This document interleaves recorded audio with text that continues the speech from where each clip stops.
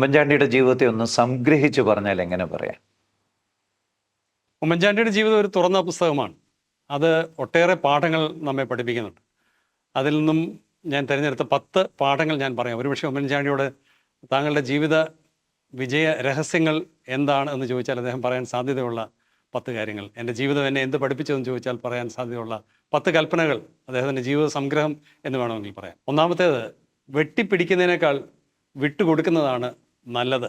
അതൊരിക്കലും ഒരു നഷ്ടമാവുകയില്ല. 2, നിർവ്യാജമായ സ്നേഹം നാം കൊടുത്താൽ കടൽ പോലെ സ്നേഹം തിരികെ കിട്ടും. 3, ചോര ചിന്തേണ്ടി വന്നാലും ശത്രുവിനെ സ്നേഹിക്കാൻ തയ്യാറായാൽ ആ ശത്രു പോലും പിന്നീട് മിത്രമാകും. 4, പൊതുപ്രവർത്തനം എന്ന് പറഞ്ഞാൽ അത് അന്യരെ സേവിക്കുവാനും സഹായിക്കുവാനും സഹാനുഭൂതി കാട്ടുവാനുള്ള ഒരു അവസരമാണ്, അല്ലാതെ സ്വന്തം കീശ വീർപ്പിക്കുവാനുള്ള ഒരവസരമല്ല. 5, നന്മ ചെയ്യാൻ കിട്ടുന്ന ഒരവസരവും പാഴാക്കാതെ ഇരിക്കുക. ഒരുപക്ഷെ അതിനുവേണ്ടിയാണ് നമ്മുടെ ജീവിതത്തിൽ പല ആനുകൂല്യങ്ങളും ദൈവം നമുക്ക് നൽകുന്നത്. 6, എത്ര വേട്ടയാടപ്പെട്ടാലും എത്ര തരംതാണ ആരോപണങ്ങൾ നമുക്ക് നേരെ ഉന്നയിക്കപ്പെട്ടാലും അതേ നാണയത്തിൽ പ്രതികരിക്കാതിരിക്കുക, സംശുദ്ധി ജീവിതത്തിലും വാക്കിലും പാലിക്കുക എന്നുള്ളതാണ്.